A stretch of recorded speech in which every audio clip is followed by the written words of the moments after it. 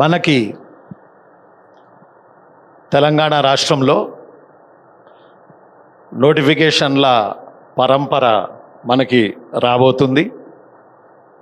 ఈ నోటిఫికేషన్లను దృష్టిలో పెట్టుకొని ముందుగా మనం గ్రూప్ 1 గ్రూప్ 2 మిగిలిన పోస్టులకు వేటికి సంబంధించి మనం ప్రిపేర్ అవ్వాలి, వాటికి సంబంధించిన కొన్ని మీ యొక్క డౌట్లను తీర్చడానికి మేము ప్రయత్నం చేస్తాం.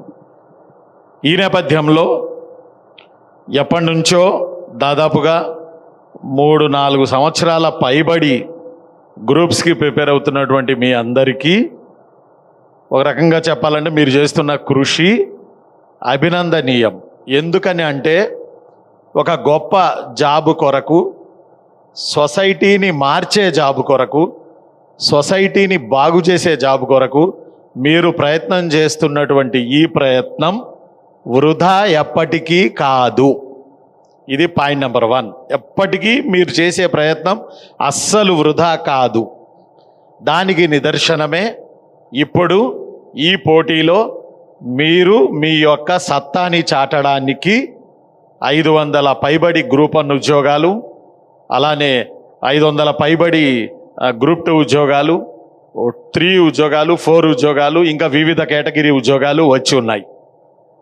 కాబట్టి ఫస్ట్ మీరు చేయాల్సింది ఏంటంటే, ఆల్రెడీ మీరు చాలా ప్రసంగాలు విని ఉంటారు ఇదే దీంట్లోనే, మన సభలోనే. అలానే చాలా పుస్తకాలు మీరు చదివేసి ఉంటారు ఈ పాటికే నాకు తెలిసి, ఫ్రెషర్స్ తప్పించి. కాబట్టి ఇప్పుడు మనం ఈ నేపథ్యంలో ఏం చేయాలి అనేది కొన్ని విషయాలు నేను మీతో పంచుకోవడానికి ప్రయత్నం చేస్తాను.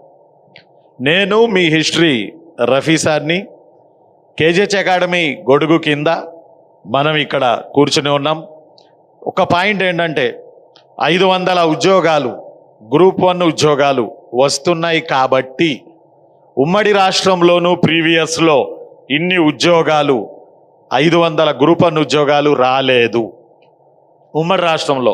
నాకు తెలిసిన 23 ఏళ్ల పోటీ పరీక్షల కెరియర్లో ఇంచుమించు 1999 నుంచి గనక మనం చూసుకుంటే ఇన్ని ఉద్యోగాలు రాలేదు. తెలంగాణ రాష్ట్రం 2014లో ఫామ్ అయిన తర్వాత ఒక రకంగా చెప్పాలంటే ఇది మొదటి గ్రూప్ 1. రాబోయే క్వశ్చన్ పేపర్స్ కూడా మొదటి గ్రూప్ 1కి చెందినటువంటి క్వశ్చన్ పేపర్సే. బాగా గుర్తుపెట్టుకోండి.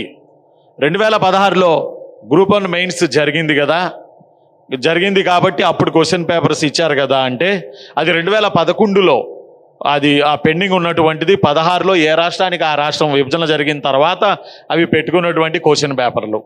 కానీ మక్కీగా కరెక్టుగా తెలంగాణ రాష్ట్రానికి సంబంధించినంత వరకు పర్ఫెక్టుగా చిన్న క్వశ్చన్ పేపర్స్ ఇప్పుడు రాయబోతున్నటువంటి మీరు దాంట్లో వస్తున్నాయి.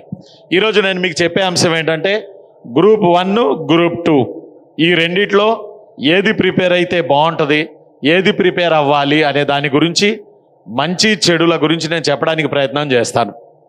మొట్టమొదటిగా మనం గ్రూప్ 1 తీసుకుందాం.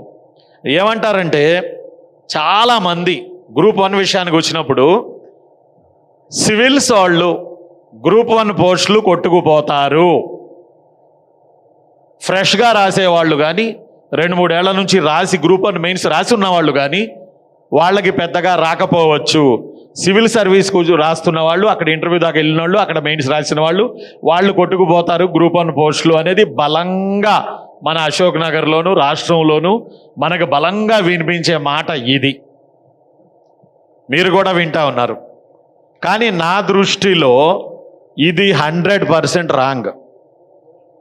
ఎవరెన్ని చెప్పినా, మీరు ఎవరెన్ని చెప్పినప్పుడు వింటున్నా 100% రాంగ్. మీన్స్ సివిల్స్ రాస్తున్న వాళ్ళు ఈ పోస్టులు కొట్టొచ్చేమో, కానీ ఫ్రెష్గా గ్రూప్స్ రాస్తున్న వాళ్ళు, ఫ్రెష్గా ప్రిపేర్ అయ్యి రాసేవాళ్ళు, ఈ పోస్టులు కొట్టిన ఆనవాళ్ళు, గ్రూప్ 1 మెయిన్స్ రాసి ఇంటర్వ్యూలు చేసి ఈ పోస్టులు కొట్టిన ఆనవాళ్ళు చాలా ఉన్నాయి.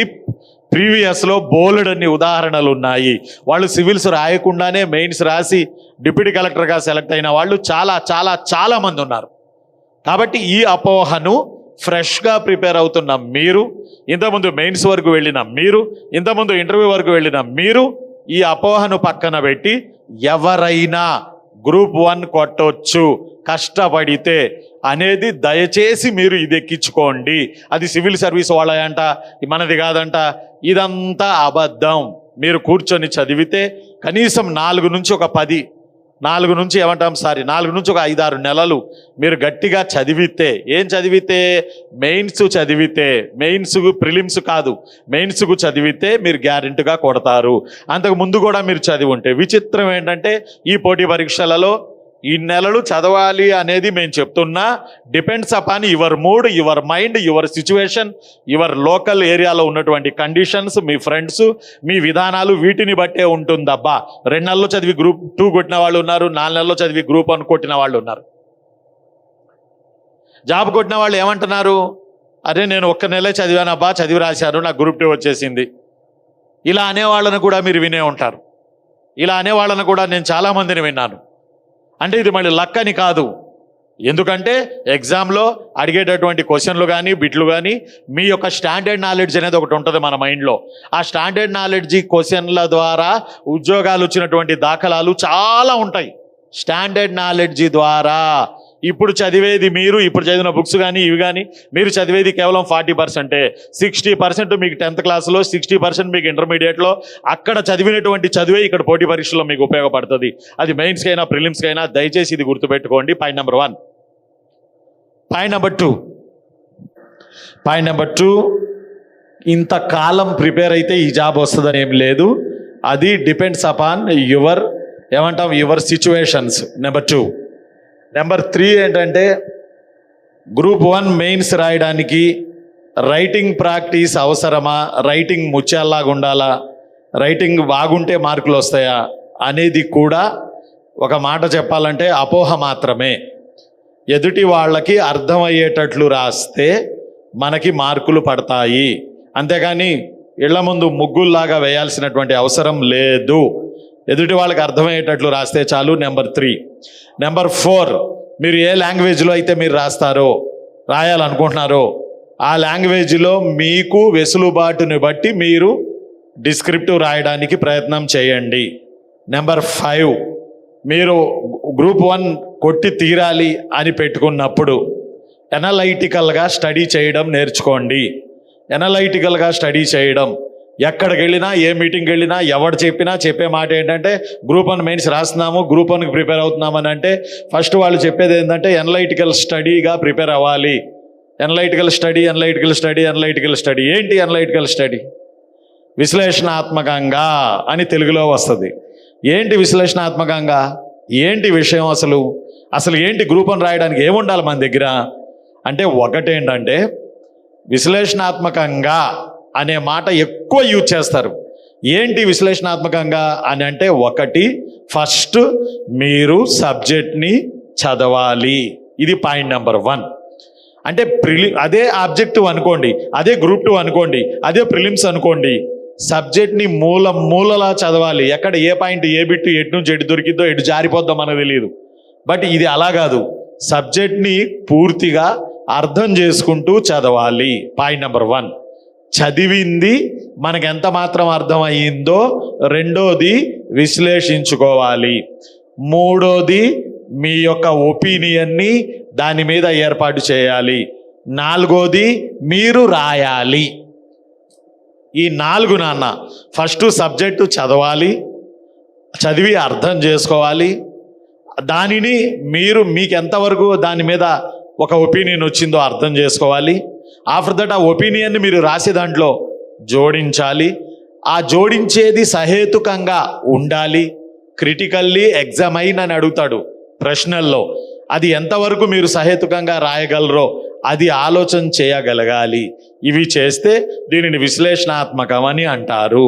ముఖ్యంగా తెలంగాణ రాష్ట్రంలో గ్రూప్ 1 మెయిన్స్ రాయాలి అనుకున్నప్పుడు ఖచ్చితంగా మీకు ఉండాల్సిన క్వాలిఫికేషన్ ఏంటంటే తెలంగాణ సంస్కృతి, సంప్రదాయాలు, కళలు, ఆచారాలు, వ్యవహారాలు, వేషము, భాష, వీటన్నిటి మీద మీకు ఫస్ట్ పట్టు ఉండాలి. ఈ పట్టు ఉంటేనే మీరు మెయిన్స్ రాయగలరు. అసలు గ్రూప్ 1, గ్రూప్ 2 ఏదైనా కానీ ఫస్ట్ దీని మీద మీకు పట్టు ఉండాలి. ఎందుకంటే బై బర్త్ తెలంగాణ రాష్ట్రం పిల్లలు గనక నేను చెప్పేది ఏంటంటే ఈ 1 అయినా 2 అయినా ఏ ఎగ్జామ్ అయినా ఇదొకటి. రెండోది 52 తెలంగాణ ఉద్యమం, 69 తెలంగాణ ఉద్యమం, మలివిడత తెలంగాణ ఉద్యమం, పోరాటం చేసినటువంటి ఉద్యమాలు, వీటన్నిటి మీద కూడా మీకు మంచి అవగాహన ఉండాలి. ముఖ్యంగా తెలంగాణ రాష్ట్రంలో ఇచ్చే ప్రతి పేపర్లో జనరల్ స్టడీస్ కావచ్చు, మెయిన్స్ కావచ్చు, ఇంకోటి కావచ్చు, ఇంచుమించు ప్రతి పేపర్లో కూడా తెలంగాణ సంస్కృతి, సంప్రదాయాలు, కల్చర్, ఉద్యమాలు ఏదో ఒక మూల, ఏదో ఒక రకంగా ప్రశ్నల్లో వస్తానే ఉంటాయి. 2016 గ్రూప్ 1 మెయిన్స్ కనుక మీరు గమనిస్తే అందులో జనరల్ స్టడీస్లో భారతదేశపు చరిత్ర, వారసత్వం, సంస్కృతి, కళలు అని జనరల్ ఎస్సేలో ఒక టాపిక్ ఉంటుంది. ఆ టాపిక్ కింద భారతదేశపు చరిత్ర, సాంస్కృతిక వారసత్వం, Indian heritage and culture and art and architecture అని చెప్పి 2016లో జరిగినటువంటి జనరల్ ఎస్సేలో మెయిన్స్లో తెలంగాణ సంస్కృతి, సంప్రదాయాలు, కళలు, వీటి మీద వ్యాసం రాయండి 50 మార్కులకి గంట సేపు అని చెప్పి మనకు అందులో ఇచ్చారు. ఆడ సిలబస్లోనేమో భారతదేశ చరిత్ర, వారసత్వం, సంస్కృతి ఉంది. క్వశ్చన్ వచ్చేమో తెలంగాణ సంస్కృతి, వారసత్వం, కళలు అని ఉన్నాయి. అంటే ఒకసారి అర్థం చేసుకోండి. అందువల్ల మీకు నేను అంటున్నాను, తెలంగాణ సంస్కృతి, కళలు వీటన్నిటి మీద మీరు గట్టి పట్టు ఉండాలి. ఒక రంగం చెప్పాలంటే ఈ గ్రూప్స్ పరీక్షలకి ఆత్మ ఏంటంటే తెలంగాణ సంస్కృతి, ఆత్మ ఏంటంటే తెలంగాణ సంస్కృతి, సంప్రదాయాలు. ఇవి తెలియకుండా నేను వీటి మీద మనం కమాండింగ్ తెచ్చుకోకుండా ఈ పరీక్షలు మనం రాయలేము. కాబట్టి ఫస్ట్ అదొక హార్ట్గా మీరు దయచేసి బాగా గుర్తుపెట్టుకోండి. ఇదొకటి చిన్న. ఇంకోటి ఏంటంటే మెయిన్స్ తర్వాత నేను గ్రూప్ 2కి వస్తాను. ఇప్పుడు మెయిన్స్లో ఉన్నాం మనం. మెయిన్స్ ఇంకో పాయింట్ ఏంటంటే చదువుకుంటూ మనం వెళుతున్నప్పుడు అక్కడక్కడ అరకొరగా మనకు బిట్స్ కనపడతా ఉంటాయి. వాటిని అండర్లైన్ చేసుకుంటూ వెళ్ళండి, ఏం కాదు. అలా బిట్స్ని అండర్లైన్ చేసుకుంటూ సబ్జెక్ట్ని మనం చదువుకుంటూ వెళ్ళినప్పుడు ఖచ్చితంగా మనం ప్రిలిమ్స్కి ప్రత్యేకంగా చదవాల్సిన అవసరం లేదు. ఫర్ ఎగ్జాంపుల్ ఉస్మానియా యూనివర్సిటీలో వందే మాతరం ఆందోళన ఏ సంవత్సరంలో జరిగింది అని చెప్పి ప్రిలిమ్స్లో వచ్చినటువంటి ప్రశ్న. ఓవరాల్గా మనమేమనుకుంటాం, 1905లో కర్జన్ అనేవాడు బెంగాల్ని 2గా విభజించాడు. ఫలితంగా భారతదేశం మొత్తం వందే మాతరం ఉద్యమం వచ్చింది.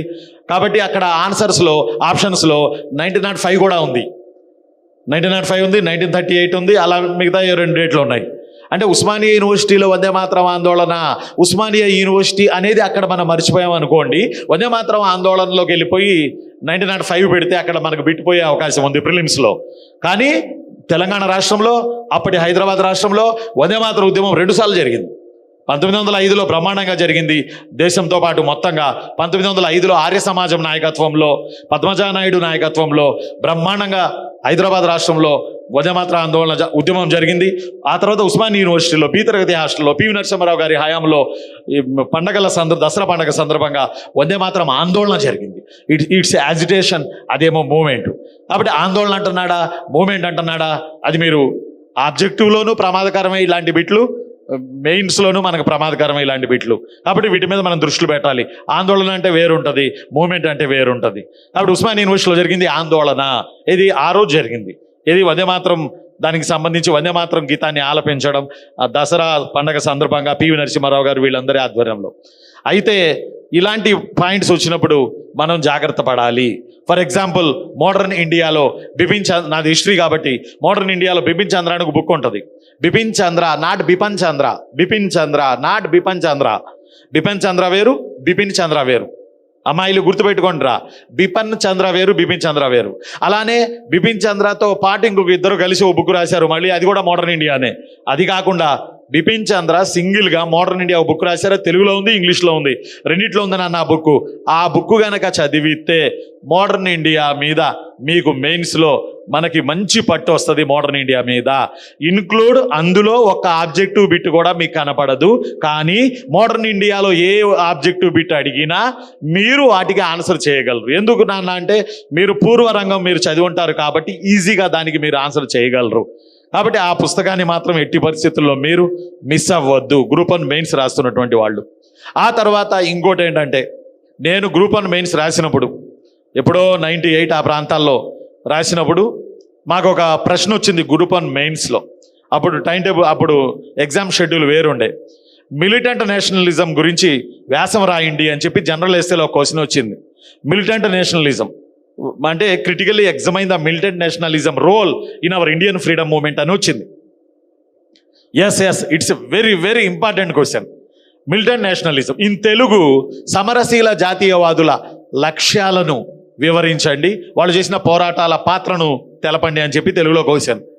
చాలామంది ఆ సంవత్సరం సమరశీల జాతీయవాదుల పోరాటాలు, ఇన్ ఇంగ్లీష్ మిలిటెంట్ నేషనలిజం అనేటప్పటికీ చాలామంది కన్ఫ్యూజ్ అయ్యారా నాన్న, చాలామంది కన్ఫ్యూజ్ అయ్యి ఆ సంవత్సరం అందరూ కూడా మిలిటెంట్ నేషనలిజం అనేటప్పటికీ భగత్ సింగ్, రాజ్గురు, సుఖ్దేవ్, అల్లూరి సీతారామరాజు, సుభాష్ చంద్రబోసు, చంద్రశేఖర్ ఆజాద్, అష్ఫాకుల్లా ఖాన్, రోషన్ లాల్, ఇలా సుభాష్ చంద్రబోస్ వీళ్ళందరి గురించి రాసి వచ్చారు. యాక్చువల్లీ అప్పుడు అది 50 మార్కుల ప్రశ్న. బట్ ఇది రాసి లాస్ట్కి ఆ పేపర్లు దిద్దడం కానీ ఏదన్నా కానీ 0 వచ్చింది. అది రాసిన వాళ్ళకి. వాళ్ళు అడిగిన క్వశ్చన్ వేరు, రాసి వచ్చినటువంటి ఆన్సర్ వేరు. అడిగిన క్వశ్చన్ వేరు, రాసి వచ్చినటువంటి ఆన్సర్ వేరు. మిలిటెంట్ నేషనలిజం మీన్స్ సమరశీల జాతీయవాదులు, సమరశీల జాతీయవాదులు మీన్స్ అతివాదులు, అతివాదులు మీన్స్ స్వదేశీవాదులు, స్వదేశీవాదులు మీన్స్ స్వరాజ్యవాదులు, స్వరాజ్యవాదులు మీన్స్ ఎక్స్ట్రీమిజం. ఇదంతా ఒక్కటే. సమరశీల జాతీయవాదం అనే వర్డ్ తెలుగులో ఏ ఒక్క అకాడమీ పుస్తకంలో కూడా మనకు కనపడదు, ఒక బిపిన్ చంద్ర రాసిన బుక్లో తప్ప. దీనివల్ల ఒక క్వశ్చనే లాస్ అయిపోయారు, ఒక పెద్ద క్వశ్చన్ లాస్ అయిపోయారు. కనీసం ఈ క్వశ్చన్ ఇది అని తెలిసుంటే అది రాసి వచ్చేవాళ్ళు, హాయిగా మార్కులు వచ్చి ఉండేవి. అంటే మనం చదివేటప్పుడు కొంత అర్థం చేసుకోవడానికి ప్రయత్నం చేయాలి.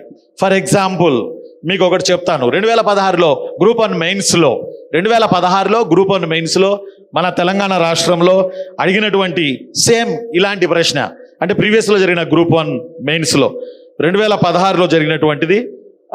ఒక ప్రశ్న ఏంటంటే, ఒక్క నిమిషం ఉండండి, కళ్ళజోడు పెట్టుకొనియండి. అడిగిన ప్రశ్న ఏంటంటే, ఇక్కడ సెక్షన్ 1లో, అంటే సెక్షన్ 1 అంటే ఇండియన్ హిస్టరీ, సెక్షన్ 1లో critically examine the resistance of Indian powers against the British rule and the reasons for their failure అని క్వశ్చన్ వచ్చింది. Critically examine the resistance of Indian powers against the British rule and the reasons for their failure means in Telugu, British పాలనకు వ్యతిరేకంగా స్వదేశీ పాలకులు జరిపిన పోరాటాన్ని విమర్శనాత్మకంగా పరిశీలించి వారి వైఫల్యాల కారణాలు రాయండి. ఇది క్వశ్చన్ అబ్బా. ఇక్కడ ఎక్కడా కూడా మనం ఎవరి గురించి అని రాస్తాం ఈ క్వశ్చను. 10 మార్కుల ప్రశ్న, ఇంచుమించుగా 10 నిమిషాల్లో రాయాలి, గట్టిగా మాట్లాడితే 7 నిమిషాల్లో రాయాలి. మరి ఈ ప్రశ్న ఎలా రాస్తాం, అసలు దేని గురించి రాస్తాం? వాళ్ళు ఏమన్నారు, బ్రిటిష్ పాలనకు వ్యతిరేకంగా స్వదేశీ పాలకులు జరిపిన పోరాటాన్ని విమర్శనాత్మకంగా పరిశీలించి వారి వైఫల్యానికి కారణాలు రాయండి. Critically examine the resistance of Indian powers against the British rule and the reasons for their failure అని అడిగాడు. ఏం ఆన్సర్ రాస్తామబ్బా దీనికి చెప్పండి? ఆల్రెడీ మీరు ప్రిపేర్ అవుతున్నారు కదా. ఇది మోడర్న్ ఇండియాలో, మోడర్న్ ఇండియా స్టార్ట్ అయిన తర్వాత మొదటి క్వశ్చన్ అనుకోండి. మోడర్న్ ఇండియా స్టార్ట్ అయిన తర్వాత మొదటి క్వశ్చన్. దీని కిందే bring out the significance of the Gandhi ఎరా ఇన్ ఇండియన్ ఫ్రీడమ్ స్ట్రగుల్. ఇది రాసేస్తారు అందరూ. ఇది ఎందుకంటే గాంధీ ఎరా కాబట్టి రాసేస్తారు. కానీ ఇందులో కూడా పెద్ద ప్రమాదం ఉంది. ఎన్ని పెద్ద ఉద్యమాలు చేశాడు మహాత్మా గాంధీజీ. మరి 10 నిమిషాల్లో 10 మార్కులకి 10 నిమిషాల్లో రాయాలి. యాక్చువల్లీ ఇది 7-8 నిమిషాల్లో గాంధీని సర్దగలమా అందులో? ఏమా చెల్లెమ్మలు మీరు చెప్పండి రా, అంత పెద్ద పోరాటం చేసిన మహాత్మా గాంధీజీ పోరాటాలని 10 నిమిషాల్లో మనం సర్దగలమా? ఆర్ సర్దలేకపోతే పైది అర్థం చేసుకుని రాయగలమా? చాయిస్ ఉంది కాబట్టి పై క్వశ్చన్ని అర్థం చేసుకుని రాయగలమా? అసలు పై క్వశ్చన్ ఏంటి? స్వదేశీ పాలకులు పోరాటం చేశారు, but the type of struggle noun as failure struggle. ఇప్పుడైనా మీకు అర్థమై ఉండాలి ఏంటది. వాళ్ళు అడిగిన క్వశ్చన్ ఏంటి? స్వదేశీ పాలకులు పోరాటం చేసి వైఫల్యం పొందారు, దాని గురించి రాయండి అని అన్నారు. అసలు ఏంటి స్వదేశీ పాలకులు ఏంటి అంటే 1857 సిపాయిల తిరుగుబాటు రాయాలి. డైరెక్ట్ క్వశ్చన్ కాదది. డైరెక్ట్ క్వశ్చన్ ఇవ్వలే. 1857 సిపాయిల తిరుగుబాటు కారణాలు రాసి ఫలితాలు రాయండి, ఎందుకు ఫెయిల్ అయిందో రాయండి అని అంటున్నారు. స్వదేశీ పాలకులేగా మరి పోరాటం చేసింది. ఝాన్సీ లక్ష్మీబాయి ఎవరు? అయోధ్య ఎవరు? అర్థం చేసి నానాసాహెబ్ ఎవరు? వీళ్ళంతా తురేబచ్ ఖాన్ ఎవరు? వీళ్ళంతా స్వదేశీ పోరాటం చేసిన వాళ్ళే కదా, స్వదేశీ పాలకులే కదా. ఇండైరెక్ట్గా అడిగాడు అబ్బా క్వశ్చన్. అలా అడిగినప్పుడు చాలామంది గాంధీ ఎరా రాస్తారు. రాస్తూ 10 నిమిషాలు దాటి 15 నిమిషాలు అయిపోద్ది, 15 నిమిషాలు దాటి 20 నిమిషాల్లోకి వెళ్ళిపోతారు. ఇంకా క్వశ్చన్ లాస్ట్కి పోయిద్ది. కానీ అలాంటప్పుడు ఇలాంటి క్వశ్చన్ రాస్తే మనకు మంచి మార్కులు వస్తాయి. అంటే సబ్జెక్ట్ని కొంచెం సోదాహరణంగా చదవడం, అర్థం చేసుకోవడం, మిమ్మల్ని మీరు విశ్లేషించుకోవడం, మీ ఒపీనియన్ని జోడించడం, దీనివల్ల మీరు సక్సెస్ అవుతారు. For example in Indian freedom movement Mahatma Gandhi heeded 3 type of movements. First one non-cooperation movement, second one salt satyagraha, third one quit India movement. ఈ 3 ఉద్యమాలు మహాత్మా గాంధీ చేశారు. బట్ మీరు విశ్లేషణాత్మకంగా కనుక చూస్తే, ఎనలైటికల్ స్టడీగా కనుక చూస్తే ఈ 3 ఉద్యమాలు అట్టర్ ఫ్లాప్. అయ్యో ఇంత పెద్ద మాట మాట్లాడేశారు గాంధీ గారి గురించి, మేము గాంధీ ఫ్యాన్స్, మేము ఊరుకోం సార్ అని మీరు అనవచ్చు. ఈ 3 ఉద్యమాలు ఫెయిల్యూర్ ఉద్యమాలు, లుక్ లైక్ మన సిపాయిల తిరుగుబాటు. బట్ అత్యధిక ప్రజలు, మాస్ ప్రజలు మూమెంట్లోకి వచ్చినటువంటి వేళ ఈ 3 ఉద్యమాలు. బట్ ఇవి తమ లక్ష్యాన్ని సాధించడంలో ఫెయిల్ అయ్యాయి. కానీ ఈ 3 ఉద్యమాలు మాస్ ఉద్యమాలు అన్నట్టు. ఎన్టీ రామారావు గారు రాజకీయాల్లోకి వచ్చినప్పుడు రాజకీయాలు ప్రజలకు ఎలా తెలిసినాయో, అదే విధంగా ఇక్కడ కూడా మహాత్మా గాంధీ వచ్చిన తర్వాత రాజకీయాలు, జాతీయ ఉద్యమం గురించి జనాలకు తెలిసాయి. మిగతా అంతకుముందు అతివాదులు ఉన్నారు, అంతకుముందు మితవాదులు ఉన్నారు, వాళ్ళందరూ పోరాటాలు చేశారబ్బా. కానీ మహాత్మా గాంధీకి వచ్చినటువంటి క్రెడిట్ వాళ్ళకి రాలా. ఎందుకు రాలే? వాళ్ళందరూ జనాలను లేపారు, వాళ్ళందరూ జనాలను తట్టి లేపారు. లైక్ బాలగంగాధర తిలక్ కానీ, అంతకుముందు గోపాలకృష్ణ గోఖలే కానీ, లేదా అంతకుముందు సోషల్ రిఫార్మ్ మూవ్మెంట్ చేసిన వాళ్ళు కానీ, వీళ్ళందరూ జనాల్ని తట్టి లేపారు. లెగవండి పోరాటం చేద్దాం, లెగవండి అని. కానీ in the period of Mahatma Gandhi, ఆయన వచ్చే సమయానికి ప్రజలందరూ సఫర్ అవుతున్నారు. ప్రజలందరూ సఫర్ అయ్యే సమయంలో మహాత్మా గాంధీ లీడర్గా వచ్చాడు. అప్పుడు జనాలే గాంధీని తోసుకొని ముందుకు వెళ్ళిపోయారు. అప్పుడు గాంధీ లీడర్ అయిపోయాడు. అంటే మ్యాన్ ఒక leader Born for the people, not Banjara hills, Jubilee hills. A leader Born from the people, ప్రజల్లో నుంచి లీడర్ అనేవాడు పుట్టాలి. అది మహాత్మా గాంధీకే సాధ్యమైంది. ఆయన చేసినటువంటి మొదటి మూమెంట్ చంపారన్ రైతులది. ఆయన చేసినటువంటి మరో మూమెంట్కి ఖేదా రైతులది. ఆయన చేసినటువంటి ఇంకో మూమెంట్ అహ్మదాబాద్ కార్మికులది. భారతదేశంలో ఆ రోజుల్లో 90% పీపుల్ వీళ్ళే, ఎవరు? రైతులే. రైతుల సమస్యలనే జాతీయ సమస్యలుగా మార్చి, రైతులనే జాతీయోద్యమకారులుగా మార్చడంలో మహాత్మా గాంధీ సక్సెస్ అయ్యారు. వాళ్ళే ఫ్రీడమ్ ఫైటర్స్, వాళ్ళే రైతులు. ఇలా ఇంతకుముందు వాళ్ళు మార్చడంలో సక్సెస్ కాల. అందువల్ల మహాత్మా గాంధీకి అంత పెద్ద క్రెడిట్ వచ్చింది. కాబట్టి గాంధీ రోల్ రాయండి అన్నప్పుడు ఇక్కడ కనుక మనం గమనిస్తే చిన్నోళ్ళారా, గాంధీ రోల్ 10 నిమిషాల్లో మనం రాయలేం కనుక సిపాయిల తిరుగుబాటు గురించి మనం రాస్తే మనకు మంచి మార్కులు వస్తాయి. కాబట్టి నేనేమంటానంటే ఇలాంటి క్వశ్చన్లు. ఇంకో క్వశ్చన్ ఉంది 2016లో అడిగినటువంటి మరొక ప్రశ్న హిస్టరీలో. తెలంగాణ భారత జాతీయ ఉద్యమంలో తెలంగాణ జాతీయ ఉద్యమానికి అంత పేరు రాలేదు, ఎందుకు రాలేదు చర్చించండి అని వచ్చింది క్వశ్చన్. భలే మంచి క్వశ్చన్, ఎక్సలెంట్ క్వశ్చన్. ఇలాంటివి తెలంగాణ ఆత్మను చెప్పే ప్రశ్నలు గుర్తుపెట్టుకోవాలి. తెలంగాణ సంస్కృతిని చెప్పే ప్రశ్నలు, తెలంగాణ పోరాటాన్ని చెప్పే ప్రశ్నలు, తెలంగాణ సంస్కృతి సంప్రదాయాన్ని అడిగేటటువంటి ప్రశ్నలు. చక్కటి ప్రశ్న ఇది కూడా ఒకసారి నేను మీకు చెప్తాను. ఇక్కడ రెండవ దాంట్లో ఇక్కడ చూడండి, the history of Telangana freedom struggle did not find advocate place in history of Indian independent movement. భారత స్వాతంత్రోద్యమ చరిత్రలో తెలంగాణ ప్రాంతంలో జరిగిన స్వాతంత్ర పోరాటానికి సరైన స్థానం కల్పించబడలేదు, చర్చించండి. అంటే పేపర్ ఇచ్చిన ఆయన ఆవేదనతో, ఆతృతతో, బాధతో ఈ క్వశ్చన్ ఇచ్చినట్టు మనకు అర్థమవుతుంది. అవునా కాదా? ఒకసారి అర్థం చేసుకోండి. ఆవేదనతో, బాధతో ఇచ్చినటువంటి క్వశ్చన్ ఇది. ఇలాంటి క్వశ్చన్ తెలంగాణ ఆత్మకు చెందిన క్వశ్చన్. ఇలాంటి క్వశ్చన్ కనుక రాస్తే మంచి మార్కులు పడతాయి. అంటే ఒక హిస్టరీ సబ్జెక్ట్కి వస్తే ప్రధానంగా నేను మీకు చెప్పడం, మనం హిస్టరీ పేపర్ లైట్గా మనం టచ్ చేస్తున్నాం కాబట్టి. ఫర్ ఎగ్జాంపుల్ ఇక్కడ 2 కారణాలు. ఒక కారణం ఏంటంటే ఏకకాలంలో తెలంగాణ 3 ఉద్యమాలను చవి చూసింది. అందువల్లే అంటారు తరచుగా తెలంగాణ రాష్ట్రాన్ని, అప్పటి హైదరాబాద్ రాష్ట్రాన్ని పోరాటాల గడ్డ తెలంగాణ అని. ఓ పక్కన భూమి కోసం, భుక్తి కోసం, పేద ప్రజల విముక్తి కోసం తెలంగాణ సాయుధ పోరాటం జరుగుతూ ఉంది సేమ్ పీరియడ్లో మీరు కనుక గమనిస్తే. మరో పక్క నిజాంని దించేయడానికి తెలంగాణ విమోచన ఉద్యమం జరుగుతూ ఉంది. మరో పక్క సేమ్ టైంలో ఇండియన్ ఫ్రీడమ్ మూవ్మెంట్ జరుగుతుంది. 3 ఉద్యమాలు భారతదేశ చరిత్రలో ఏకకాలంలో మోడర్న్ ఇండియాలో చేసినటువంటి ప్రజలు ఎవరైనా ఉన్నారు అంటే ఇప్పటి తెలంగాణ ప్రజలు, అప్పటి హైదరాబాద్ రాష్ట్ర ప్రజలు. గుర్తుపెట్టుకోవాలి తమ్ముడు, వెరీ వెరీ వెరీ ఇంపార్టెంట్.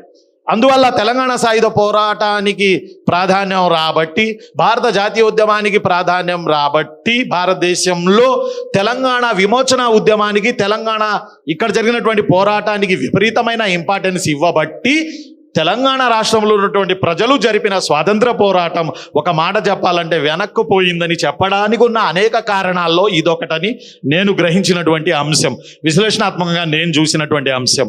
ఎక్కడ చూసినా భారత జాతీయోద్యమం అని రాస్తూ ఆ టైంలో తెలంగాణ నిజాంకి వ్యతిరేకంగా జరిగినటువంటి పోరాటాన్ని హైలైట్ చేశారు లోకల్గా ఉన్నటువంటి చరిత్రకారులు. కానీ లోకల్లో చేసినటువంటి జాతీయోద్యమం గురించి రాయడం ఒక రకంగా చెప్పాలంటే చాలా తక్కువే జరిగింది.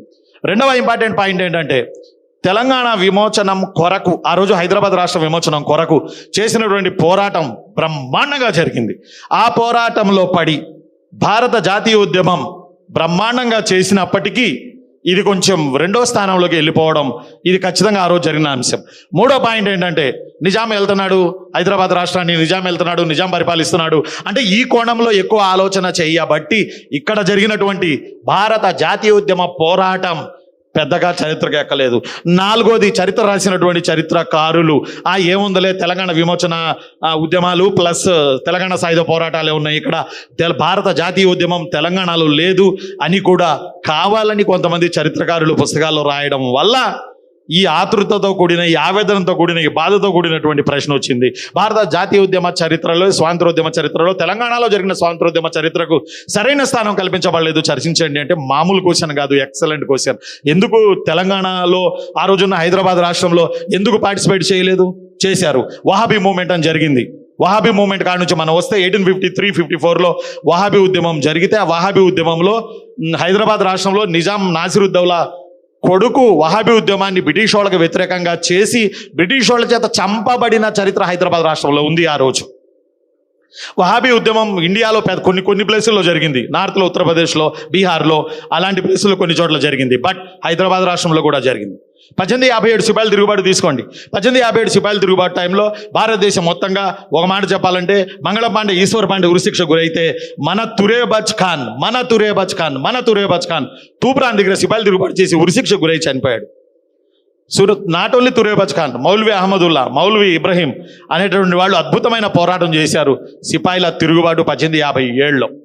కాబట్టి అక్కడ కూడా ఎక్కడా ఇంత తక్కువ చేసుకోవడానికి లేదు. ఎందుకు లేదంటే ఇక చాలా ఉన్నాయి నేను తయారు చేసినవి, బట్ నేను కొద్దిగానే చెప్తా ఉన్నా మీకు. 1850 తర్వాత వందే మాతర ఉద్యమంలో కూడా మీరు గమనిస్తే ఆర్య సమాజం అద్భుతంగా వందే మాతర ఉద్యమం చేసింది.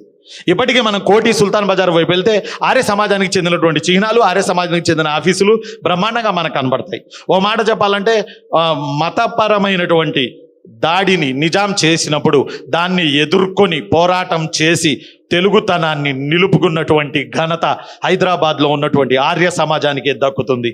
ఒక మాట చెప్పాలంటే ఈ రోజుకి మన గణపతి ఉత్సవాలు జరుగుతుంటాయి, గణపతి ఊరేగింపులు జరుగుతూ ఉంటాయి. అసలు అవి పునాది పడింది ఆ రోజు నిజాంకి వ్యతిరేకంగానే. ఒక మాట చెప్పాలంటే పద్మజానాయుడు కానీ, అప్పాజీ తుల్జా పుర్కర్ కానీ, దామోదర సత్వ లేకర్ కానీ వందే మాతర ఉద్యమాన్ని బ్రహ్మాండంగా చేశారు 1905లో హైదరాబాద్ రాష్ట్రంలో.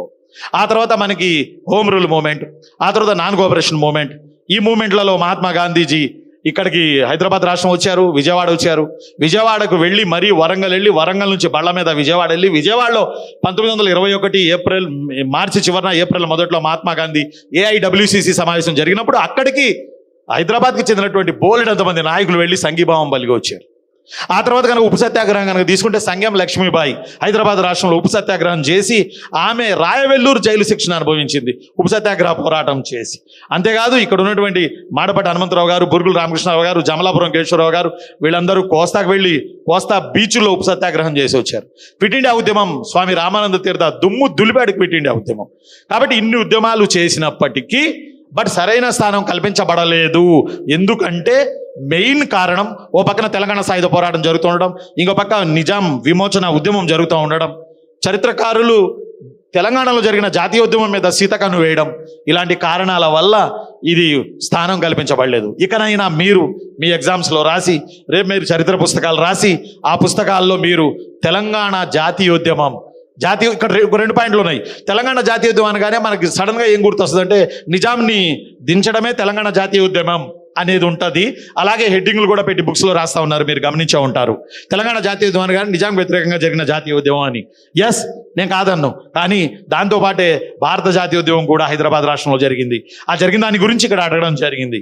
కాబట్టి దయచేసి ఇలాంటివి రాసేటప్పుడు చాలా జాగ్రత్తగా చక్కగా హ్యాపీగా మీరు కనుక రాస్తే మనకి మంచి మార్కులు వస్తాయి. అలానే ఇక్కడ గ్రూప్ 1 మెయిన్స్లో రాయాల్సినటువంటి క్వశ్చన్లన్నీ మనం ఏమనుకుంటామంటే సింధు నాగరికత అడిగాడు కదా అని దాని గురించి రాయడం, లేకపోతే ఆర్యన్ సివిలైజేషన్, లేకపోతే 16 మహాజనపదాస్, లేకపోతే అశోక ధమ్మ విధానం ఇలాంటివి అడిగాడు కదా, ఇలాంటివి రాసి వస్తే పోయిద్ది అని మనం అనుకుంటాం. మూకుమ్మడిగా సంప్రదాయవాదంగా రాస్తే ఇప్పుడు మోడర్న్లో మార్కులు పట్టలేదు. అందువల్ల మీరు ఆ ప్రశ్నను అడిగిన తీరు ఏంటంటే ఆ మ్యాటర్ ఒకటే ఉంటుంది, సబ్జెక్ట్ ఒకటే ఉంటుంది, సబ్జెక్ట్ సంపద ఒకటే ఉంటుంది నాన్న. బట్ చిన్నులు బాగా గుర్తుపెట్టుకోండిరా, దాన్ని అడిగిన తీరుని అర్థం చేసుకోవాలి. ఫర్ ఎగ్జాంపుల్ ట్రేస్ అవుట్ అని అన్నాడు అనుకోండి, క్వశ్చన్లో మెయిన్స్ క్వశ్చన్లో ట్రేస్ అవుట్ అని అన్నాడు అనుకోండి, క్రిటికల్లీ ఎగ్జామ్ అయిందా అన్నట్టుగా ట్రేస్ అవుట్ అని అడిగితే ట్రేస్ అవుట్ ద తెలంగాణ మళ్ళీ పెడతా తెలంగాణ మూమెంట్ అని అడిగాడు అనుకోండి, మూమెంట్ గురించి రాయడం కాదు. Trace out means please wrote chronological order in every issue is equal to trace out. బాగా గుర్తుపెట్టుకోవాలి. ట్రేస్ అవుట్ అని అంటే క్రొనలాజికల్ ఆర్డర్లో జరిగినటువంటి విషయాలు 1 by 1 రాయాలి, అంతేగాని ఒక మూమెంట్ గురించి రాసేస్తే అది ట్రేస్ అవుట్ అవ్వదు. గుర్తుపెట్టుకోవాలి. ఇలాంటివి అడిగినప్పుడు మనకి ఇబ్బంది కాకుండా వాళ్ళు అడిగిన తీరుని బట్టి కనుక మనం ఆన్సర్ రాస్తే మనకు మంచి మార్కులు వస్తాయి. అలా రాయకుండా ఏదో అడిగారులే మనం రాసాంలే అంటే అది మనకి ఒక మాట చెప్పాలంటే మనకు అది కుదరదు.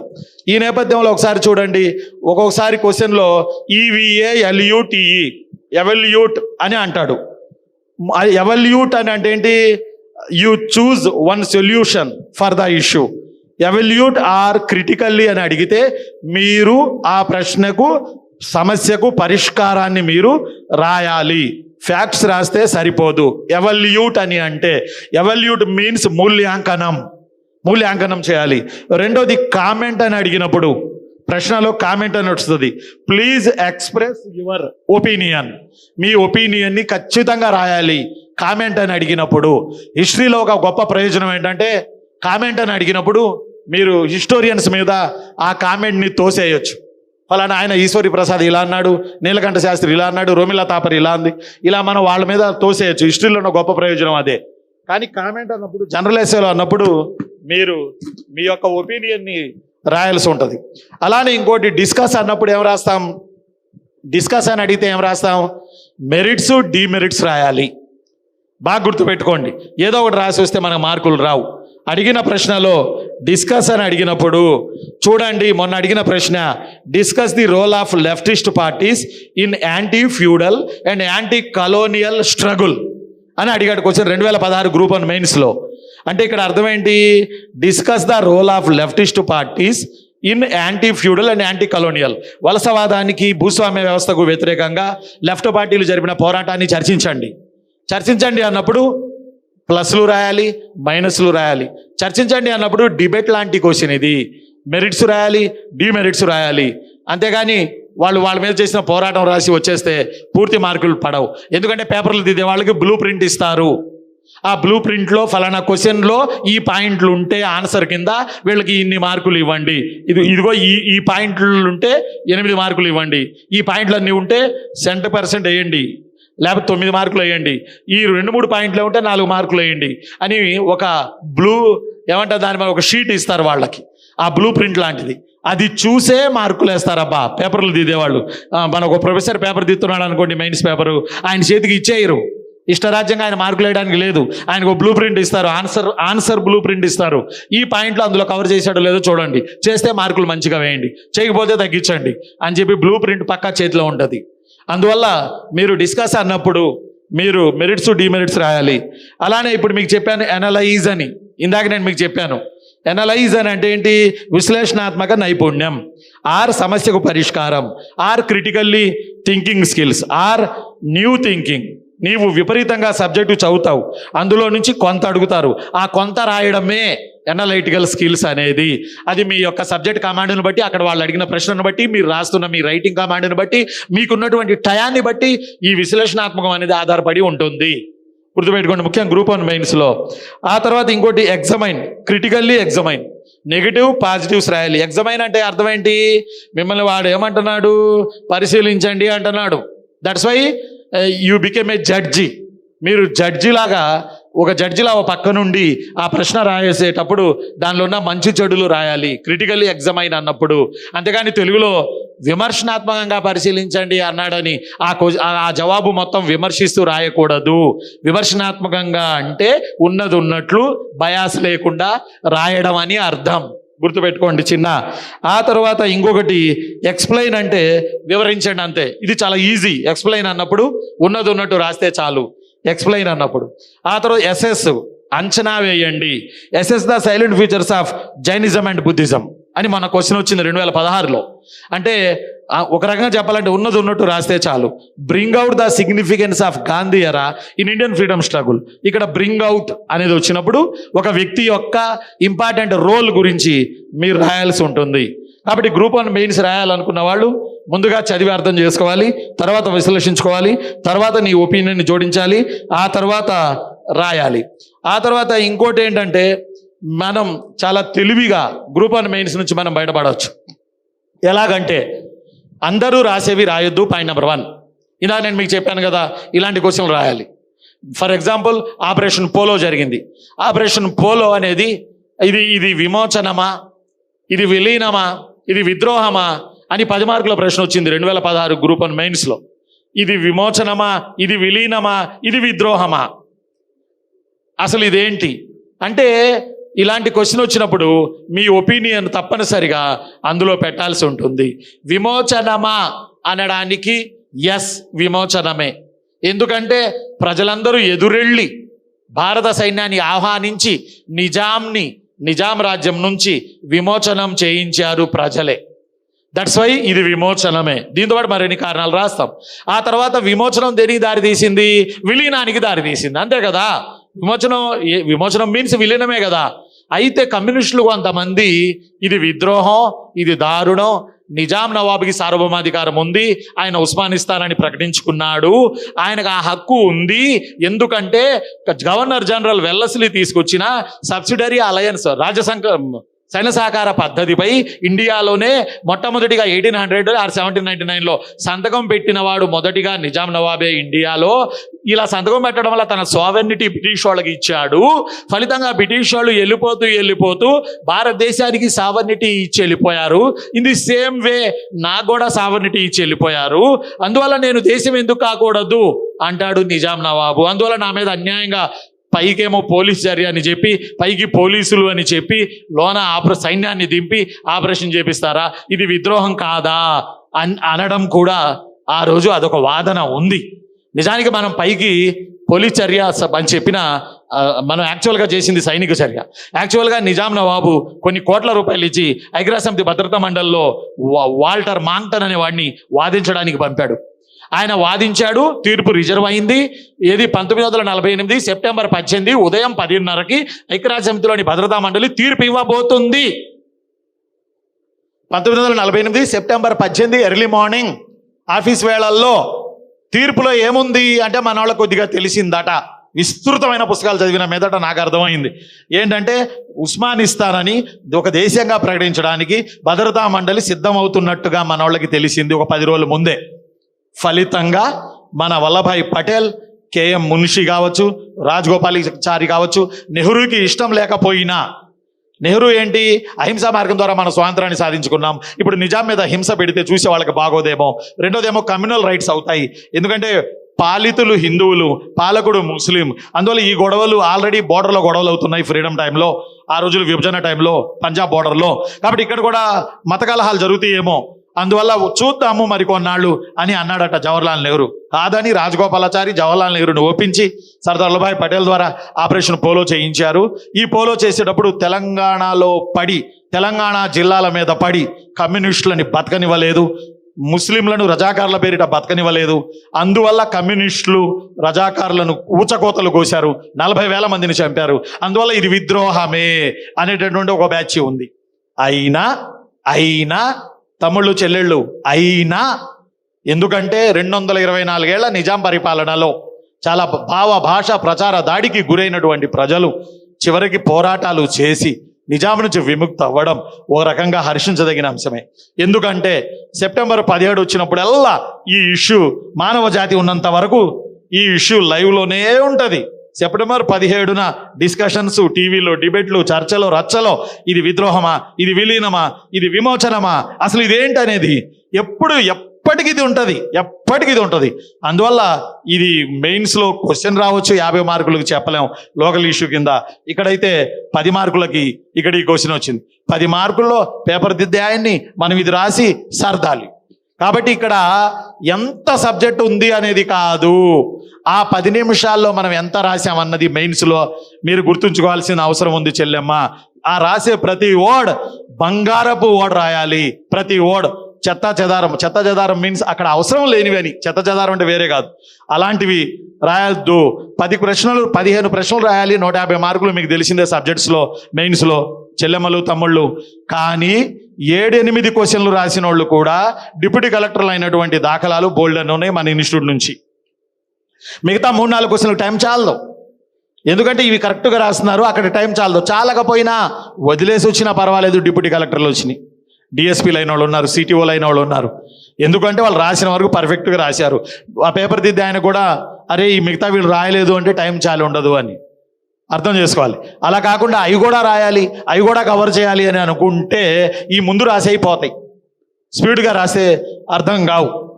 అందువల్ల రైటింగ్ ప్రాక్టీస్ కంపల్సరీ అనేది అదే. నేను 98లో రాసినప్పుడు గ్రూప్ 1 మెయిన్స్ రాసినప్పుడు ఉమ్మడి రాష్ట్రంలో అవినీతి మీద వ్యాసం రాయండి అన్నాడు. అప్పుడు బాగా అవినీతి మీద బాగా ఆందోళన ఉద్యమాలు జరుగుతూ ఉన్నాయి, దాని మీద వ్యాసం రాయండి అన్నాడు. అది ఆ రోజు 8 ఇస్తాడు, ఒకటే రాయాలి, 150 మార్కులు. జనరల్ ఎస్సే అంటే అది. ఇప్పుడు 3 ఇస్తున్నారు, 350 150. అప్పుడు 8 ఇస్తాడు, ఒక్కటే రాయాలి, 3 గంటలు రాయాలి, ఒక ఇష్యూనే 3 గంటలు రాయాలి, 150 మార్కులు. అప్పుడు అవినీతి మీద నేను బాగా తయారు చేసుకున్నా, న్యూస్ పేపర్స్ అన్ని చదివి, నా బాగా గుర్తు. కానీ రేపు ఎగ్జామ్ అనగా, జనరల్ ఎస్సే ఎగ్జామ్ అనగా ఈ రోజు కూడా అప్పుడు వార్తా పేపర్లో పెద్ద ఆర్టికల్ వచ్చి 1 పేజ్ వేసేసాడు అవినీతి గురించి. ఇక నాకు టెన్షన్ వచ్చింది, నేనేమో ఆల్రెడీ కరెక్ట్గా ప్రిపేర్ చేసుకుని ఉన్నా. అరే మరి ఇప్పుడు ఇందులో మంచి పాయింట్లు కనబడుతున్నాయి, నాకు ఎక్సలెంట్ పాయింట్లు కనబడుతున్నాయి, నేను తయారు చేసుకున్న వాటికన్నా కూడా బాగున్నాయి. ఏదో వేరేదే ఇంగ్లాండ్ నమూనా, ఇంకేదో అమెరికా నమూనా, ఇంకేదో ఫిన్లాండ్ నమూనా, ఇట్లా రాసుకొచ్చాడు. మరి ఏం చేయాలి? అవి చూస్తే ప్రాణం కొట్టుకులాడుతుంది, మరి ఎగ్జామ్లో రాయలేము. కానీ మనసు ఒప్పలా, ఆ రాసిన దాన్ని చెడగొట్టి మళ్ళీ దీన్ని ఎక్కించుకొని మైండ్ మొత్తం చెడగొట్టుకొని అక్కడికి వెళ్ళి ఎస్ఏ రాద్దామని మొదలెడితే ముందుది వెనక, వెనకది ముందు, ముందుది వెనక, వెనకది ముందు. ఎందువల్లనంటే ఒక దానికి స్టిక్ అని అవ్వకపోతే వచ్చేటటువంటి ప్రమాదం ఇది. అందువల్ల ఒక ఆర్టికల్ ఒక 5-6 పేరాలు రాసిన తర్వాత మనకు కనపడేది ఏంటంటే అసలు రాయాల్సింది ఆ తర్వాత గుర్తు వస్తుంది. ఆ గుర్తు వచ్చినప్పుడు మనం అక్కడ పెట్టాలి, ఆ పాయింట్ అక్కడ పెట్టలేము. ఓ పక్కన రాస్తాం, ఓ పక్కన రాసి బాణం గుర్తేస్తాం, బాణం గుర్తేసి ఈ బాణాన్ని తీసుకెళ్ళి ఆడపెడతాం, ఆ బాణాన్ని తీసుకెళ్ళి ఆడపెడతాం. దిద్దే వాళ్ళు ఏ బాణం వైపు తిరగాలి? అంటే ఇక్కడ కొట్టివేతలు అంటాం చూడండి. ఈ కొట్టివేతలు ఉన్నాయి మీలో అని అంటే సబ్జెక్టు మీద మీకు కమాండింగ్ లేదని అర్థం, సబ్జెక్ట్లో మీ స్థిరత్వం లేదని అర్థం. ఆ తర్వాత మీరు మీ నిర్ణయాలు రేపు ఫ్యూచర్లో జాబ్ కొట్టినప్పుడు మీ నిర్ణయాలు కరెక్ట్ లేవని అర్థం. అందువల్ల చాలా జాగ్రత్తగా జనరల్ ఎస్సే రాసేటప్పుడు ఆ 350 150 రాసేటప్పుడు మాత్రం చాలా పర్ఫెక్ట్గా చాలా జాగ్రత్తగా రాయాల్సి ఉంటుంది బ్రదర్. అదొకటి బాగా గుర్తుపెట్టుకోండి. అలానే ఇంకోటి గ్రూప్ 1 మెయిన్స్కి వచ్చి కామన్గా నేను ఇంకా 2-3 పాయింట్లు కామన్గా మీకు చెప్పాలనుకుంటున్నాను. ఇంకో 2-3 పాయింట్లు. ఆ కామన్ పాయింట్లు ఏంటంటే, ఇంకోటి ఏంటంటే ఇంపార్టెంట్ కామన్ పాయింట్ ఏంటంటే ఉద్యమాలు హార్ట్ నుంచి చదవాలి ఒకటి, సంస్కృతి సంప్రదాయాలను ఆకలింపు చేసుకోవాలి ఒకటి, ఆ తర్వాత ఏ లాంగ్వేజ్లో రాయాలో ఆ లాంగ్వేజ్ డిసైడ్ చేసుకుని అదే లాంగ్వేజ్లో మీరు రాయడానికి ప్రయత్నం చేయండి. ఇంకోటి ఏంటంటే ఇందాక చెప్తే నేను మర్చిపోయాను, అందరు రాసేవి రాయొద్దు ఒకటి, షార్ట్ క్వశ్చన్స్ రాయండి, మంచి మార్కులు వస్తాయి. ఇదొక్కటి. ఏ సబ్జెక్ట్ అయినా సరే పెద్ద క్వశ్చన్లు జోలికి వెళ్ళబాకండి. సింధు నాగరికత లక్షణాలు రాయండి అని డైరెక్ట్గా అడిగాడు అనుకోండి, బాగా గుర్తుపెట్టుకోండి, సింధు నాగరికత లక్షణాలు రాయండి అన్నాడు అనుకోండి. అబ్బా అలా కాకుండా differences between Sindhu and Aryan culture అని వచ్చింది అనుకోండి ఇంకో క్వశ్చన్, ఆ క్వశ్చన్ రాయండి. సింధు నాగరికత లక్షణాలు అందరు రాస్తారు, చిన్నప్పటి నుంచి రాస్తానే ఉన్నారు. అసలు అది రాయొద్దు. ఫస్ట్ క్వశ్చన్లో క్రిటికల్గా ఏ క్వశ్చన్ ఉంటే ఆ క్వశ్చన్ రాయండి, అలాంటి క్వశ్చన్ రాయొద్దు. వాడు ఏమన్నాడు పోయినసారి 2016లో మన రాష్ట్రంలో జరిగినటువంటి ఎగ్జామ్లో సింధు నాగరికతకు ఆర్య నాగరికతకు మధ్య డిఫరెన్సెస్ అన్నాడు, కంపారిటివ్ అన్నాడు, పోలికలు రాయండి అన్నాడు, డిఫరెన్సులు రాయండి అన్నాడు. మరి మనం డిఫరెన్సులు చాలా రాయొచ్చు, ఇది Indus culture and Aryan culture. But comparative రాసినప్పుడు, కంపారిటివ్గా పోలికలు రాయమన్నప్పుడు ఒకటి రెండు తప్ప మనకు ఉండవు. కానీ ఒకటి రెండే రాసి వస్తామా? కొంచెం రీసెర్చ్ చేస్తే, కొంత రిఫరెన్స్ చేస్తే మనకు అక్కడ కూడా బోల్డని పాయింట్లు మనకు దొరుకుతాయి. For example Aryan culture, Sindhu culture, ఈ దే బోత్ ఏమంటారు దాన్ని మనం, they both devotes to nature. ప్రకృతి వనరులను ఇద్దరు ప్రేమించారు, ప్రకృతి శక్తులను ఇద్దరు పూజించారు, ప్రేమించారు. రెండోది బలులకు సంబంధించినటువంటి విషయం. అక్కడ బలులు ఇచ్చారు, ఇక్కడ బలులు ఇచ్చారు. సార్ చైతన్య సార్, కాబట్టి బలులకి అవకాశం ఇచ్చారు. అక్కడ జరిగింది బలులు, ఇక్కడ జరిగింది. Indus valley civilization located in north western part of India. North western part of India బాగా గుర్తుపెట్టుకోవాలి. ఆ పార్టుని బ్రహ్మావర్తనం అంటారు. But Aryan civilization firstly started Brahmavartanam. Brahmavartanam means Kashmir, Kabul, Kandahar, Punjab, Sindhu అక్కడే మొదలైంది. Indus valley civilization people main occupied agriculture. But మన ఆర్యన్ కల్చర్ వచ్చి cattle rearing, ఏది పశుపోషణ. But later Vedic period Aryans main occupation known as agriculture also in the place of Ganga Maidan. వాళ్ళేమో Indus Maidan, వీళ్ళేమో గంగా మైదాన్. ఇలా కొంచెం సబ్జెక్ట్ని కనుక సాన పెడితే మీకు మంచి మార్కులు వస్తాయి. మీరు ఏ సబ్జెక్టులోనైనా పోలికలు దెన్ ఆల్సో భేదాలు రాయమన్నప్పుడు అవి రాస్తే నాన్న మీకు కమాండింగ్ వస్తుంది. ఇద్దరు వ్యక్తుల్ని చూపించి వీళ్ళలో మంచి ఎవరు చెడెవరు అని అడిగారు అనుకోండి, మీరు సడన్గా చూసి ఏం చెప్పగలరు? ఓ నెల రోజులు వాళ్ళని చూసి ఇతను మంచోడు, ఇతను చెడ్డోడు అని మీరు చెప్పగలరు. నెల రోజులు వాళ్ళని ఏం చేస్తారు? మీరు స్టడీ చేస్తారు కాబట్టి అప్పుడు మీరు చెప్పగలరు. అలాగే మీరు క్వశ్చన్స్లో కూడా పోలికలు రాయండి, తేడాలు రాయండి అని అడిగినప్పుడు మీరు దాన్ని ఆల్రెడీ మీరు దాన్ని కమాండింగ్ ఉంటేనే, మీరు దాన్ని పోలికలు చేసుకుని ఉంటేనే ఇక్కడ సింధు ఆర్యన్ మధ్య పోలికల మీద క్వశ్చన్లు వస్తాయి, డిఫరెన్స్ రాయండి అనే దాని మీద. అలానే బుద్ధిజం, జైనిజం డిఫరెన్సెస్, కంపారిటివ్స్ అని వస్తాయి. ఈనాయన మహాయాన కంపారిటివ్స్ అవి వస్తాయి. సూఫీ భక్తి కంపారిటివ్స్ డిఫరెన్సెస్ రాయమని వస్తాయి. ఆర్య సమాజం, బ్రహ్మ సమాజం మధ్య ఏది మోడర్న్ ఇండియాలో కంపారిటివ్స్ మీద ప్రశ్నలు వస్తాయి. ఎక్కడ కంపారిటివ్ స్టడీ చేయమన్నాడో, ఎక్కడ డిఫరెన్షియాలిటీ చూడమన్నాడో అక్కడ అవి కనుక మీరు చూడగలిగితే మీకు మంచి మార్కులు వస్తాయి. ఏతా వాత గ్రూప్ 1 మెయిన్స్ రాయడానికి నేను మీకు చెప్పేది ఏంటంటే, ఒకటి మీరు అర్హత సాధించి ఉన్నారు, అందువల్ల మీరు చేయాల్సిన పని రైటింగ్ ప్రాక్టీస్ ఒక్కటి చేయండి, విశ్లేషణాత్మకంగా చదవడం స్టార్ట్ చేయండి. ఇంతకన్నా మీరు చేయాల్సిన అవసరం ఏమి లేదు. నా దృష్టిలో నాకు తెలిసి 3-4 నెలలు చదివిన వాళ్ళు కూడా మెయిన్స్ కొట్టి మంచి జాబులు కొట్టిన వాళ్ళు ఉన్నారు. 500 ఉద్యోగాలు ఎప్పుడూ రాలేదు, కానీ ఇప్పుడు వచ్చినాయి మొదటిసారిగా. ఉద్యమాల పేపర్ ఎలా ఇస్తాడో ఇంతవరకు మనకు క్లారిటీ లేదు. 2016లో జరిగినప్పుడు ఉద్యమాల పేపర్ లేదు, ఎందుకంటే అది పెండింగ్ గ్రూప్ 1 నోటిఫికేషన్ గనక. కాబట్టి ఇప్పుడు ఉద్యమాల పేపర్ 6వ పేపర్లో ఉద్యమాల పేపర్ మీద కూడా మంచి కమాండింగ్ మీరు తెచ్చుకోవాలి. అవన్నీ కూడా నా దగ్గర నోట్బుక్లు ఉన్నాయి, పుస్తకాలు ఉన్నాయి. మనం కోచింగ్లో దుమ్ము లేపుదాం. ఒక్కొక్క క్వశ్చన్ని తీసుకొని చెప్పడం, మీతో రాయించడం, దాని ఆల్సో మళ్ళీ తిరిగి చూడకుండా రాయించడం, దానికి మార్కులు కేటాయించడం, ఇలా అన్నీ మన యొక్క కోచింగ్లో ప్రధానంగా మనం చేయడం జరుగుతుంది. కాబట్టి అలాగే గ్రూప్ 2కి వచ్చేటప్పటికి జస్ట్ ఆబ్జెక్టివ్ మీరు ప్రిపేర్ అయితే చాలు. ఆబ్జెక్టివ్ అలాగని ఆబ్జెక్టివ్ బిట్లు చదవకూడదు. మళ్ళీ స్టడీ ఇదే. అందువల్లే నేను అంటాను, గ్రూప్ 1 మెయిన్స్కి ప్రిపేర్ అవుతూ అక్కడ దారిలో దొరికేటటువంటి బిట్లన్నీ మీరు గుర్తుపెట్టుకుంటూ పోతే మీరు ఈజీగా గ్రూప్ 2 కొట్టేస్తారు. ఆ చదివినది ఉంటుంది కాన్సెప్ట్, అది గ్రూప్ 1కు ఉపయోగపడుతుంది. నాకు తెలిసి ఒక అమ్మాయి నిర్మల అని ఇప్పుడు చేగుంట ఎంఆర్ఓగా చేస్తున్నారు. 2 నెలలే కోచింగ్ గ్రూప్ 2కి వచ్చినప్పుడు. ఆ అమ్మాయి ఏంటమ్మా నీ విజయరహస్యం అని అంటే, సార్ ఒక క్వశ్చన్ పేపర్ తీసుకున్నాను, ఆబ్జెక్టివ్ క్వశ్చన్ పేపరు, ప్రిలిమ్స్ కావచ్చు ఏదైనా కావచ్చు. దాంట్లో 4 ఆప్షన్లు ఇచ్చాడు. ఈ 4 ఆప్షన్స్లో ఒకటి ఆన్సర్ అవుతుంది, 3 కావు కదా. అసలు ఈ 3 కూడా దగ్గర రిలేటివ్ ఆన్సర్లు ఇస్తాడు. అసలు ఈ 3 కూడా ఎందుకు ఇస్తున్నాడు అని చెప్పి ఒక క్వశ్చన్కి ఉన్నటువంటి 4 ఆప్షన్స్ని వాటి వెనకాలే వెతుక్కుంటూ వెళ్ళాను సార్. 150 క్వశ్చన్లకి 150 × 4 అవి వెతుక్కుంటూ వెళ్ళాను సార్. నేను సబ్జెక్ట్ మొత్తం నా చేతికి వచ్చింది. ఇక నేను వరుసగా చదవలేదు సార్ అసలు సబ్జెక్టు. మరి అంతే కదా, ఒక పాయింట్ని మనం వెతుక్కుంటా వెళ్ళినప్పుడు మనకు బోల్డ్ అని ఎక్కడ ఆ దారిలో బోల్డ్ అని దొరుకుతాయి మనకి. వాటన్నిటినీ మనం చూసుకుంటూ వెళ్తాం. అలా ఒక్కొక్క ఆప్షన్కే వెతుక్కుంటా వెళ్ళినప్పుడు, ఒక్కొక్క దానికి 4 ఆప్షన్లు ఉన్నప్పుడు మరి ఎంతవరకు వెళ్తాం మనం? కాబట్టి నేనంటాను, మీరు యవ్వనస్తులు, మీరు మంచి వయసులో ఉన్నారు. ఇప్పుడు కష్టపడితేనే లైఫ్ లాంగ్ మీరు హ్యాపీగా ఉంటారు.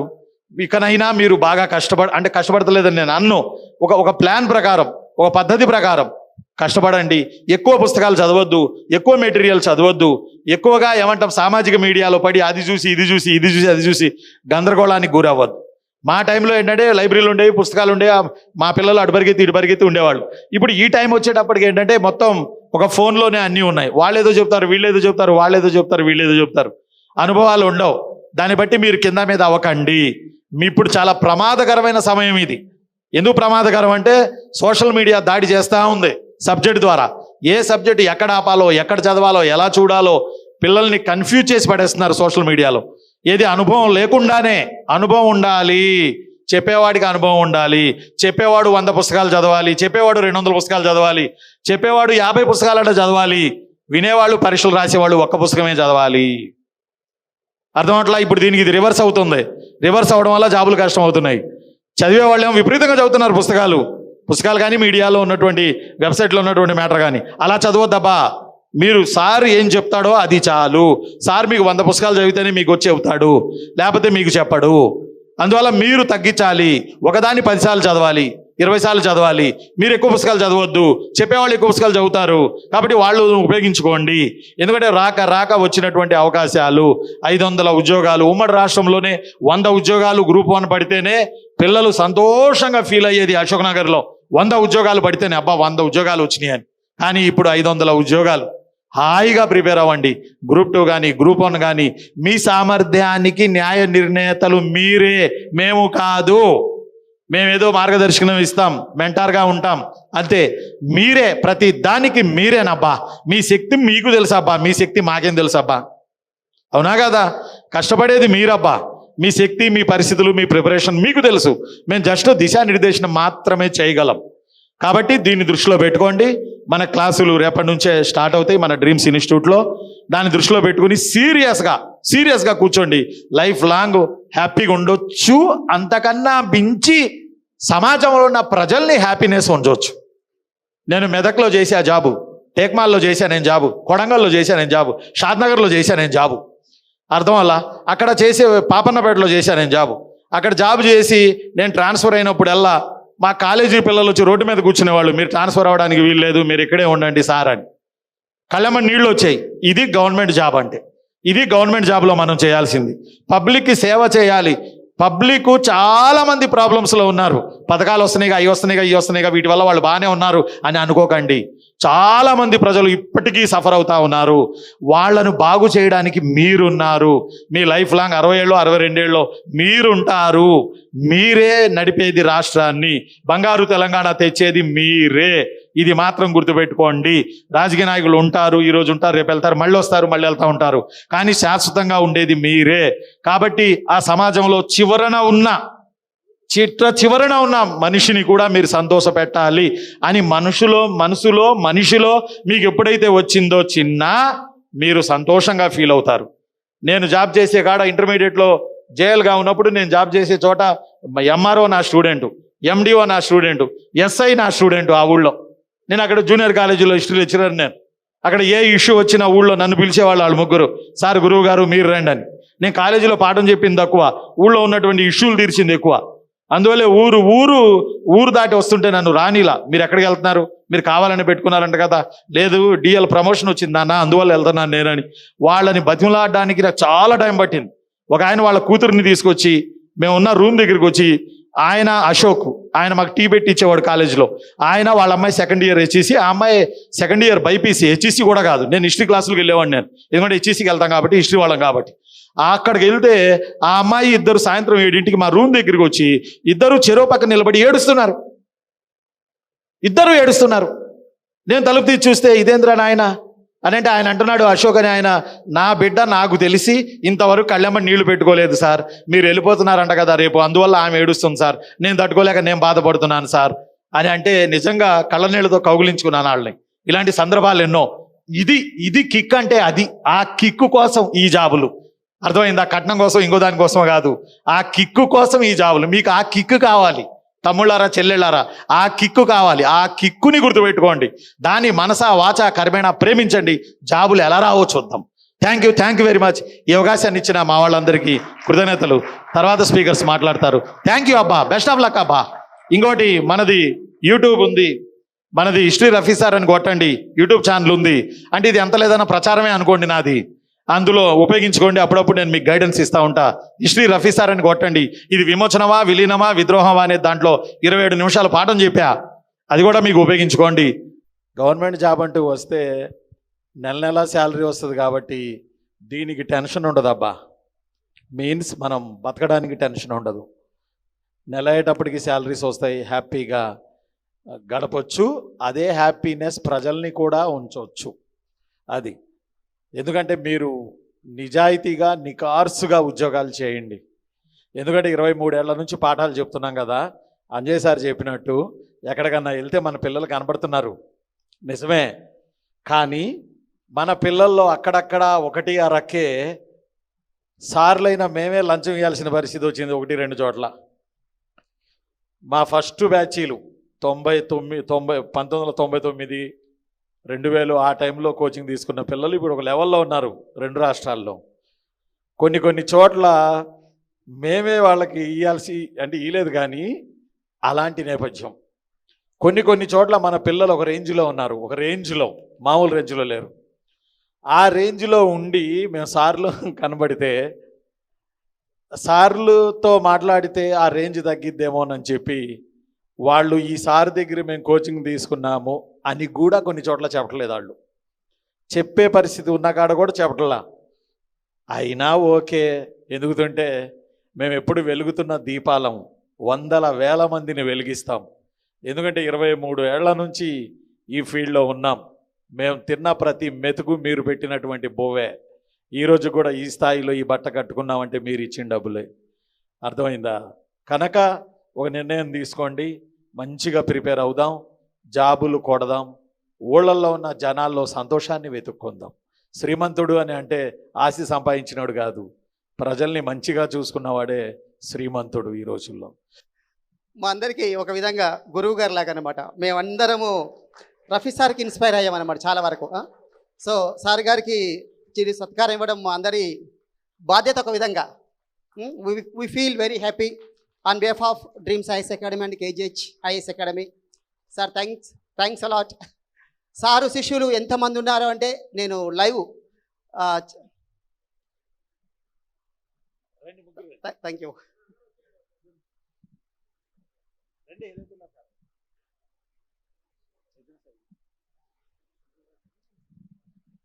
సార్ చైతన్య సార్ వచ్చారా?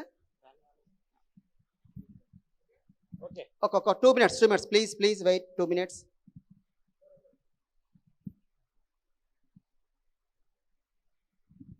రఫీ సార్ స్టూడెంట్స్ కొన్ని వేల మంది ఉంటారు. ఎందుకంటే సారు మేము కలిసి చాలా చోట్లకు ట్రావెల్ చేస్తున్నప్పుడు ఎక్కడ చూసినా కూడా ఏ డిపార్ట్మెంట్ కానీ, రెవెన్యూ డిపార్ట్మెంట్ కానీ, ఎస్ఐ డిపార్ట్మెంట్ కానీ, సారు శిష్యులు ఒకసారి నాకు ఒక డిప్యూటీ కలెక్టర్ గారు కలిస్తే వీ ఫెల్ట్ వెరీ హ్యాపీ అనమాట. అంటే ఒక డిఎస్పీ గారు, డిప్యూటీ కలెక్టర్, ఇలా మేము ఒక ప్రోగ్రామ్కి వెళ్తే they came to has and వాళ్ళు మమ్మల్ని పాజిటివ్గా రెస్పాన్స్గా తీసుకొని మాతో మాట్లాడి చాలా హ్యాపీగా అనమాట. మేము చాలా జిల్లాలు కూడా ప్రోగ్రామ్ చేస్తున్నాం కదా, అక్కడికి జస్ట్ ఒక పేపర్ యాడ్ చూసి వచ్చి కలిసిన వాళ్ళు కూడా ఉన్నారనమాట. అప్పుడు నేను కూడా షాక్ అయ్యాను. అప్పుడు ఆ టైంలో నేను టీచింగ్లో లేను, సారు చాలా సీనియర్ కాబట్టి ఇంతమంది స్టూడెంట్స్ ఉన్నారా అనిపిస్తుంది అనమాట. అంత గొప్ప మహానుభావుని ఆధ్వర్యంలో ఈ సెమినార్ జరగడము, మీ అందరికీ ప్రాపర్ గైడెన్స్ ఇవ్వడము, ఆ గైడెన్స్ ఇచ్చే అవకాశం మాకు రావడం, అందులో నాకు రావడము, I feel very very happy and I wish you all the very best. Thank you one and all. Thank you అబ్బా, thank you very much, best of luck.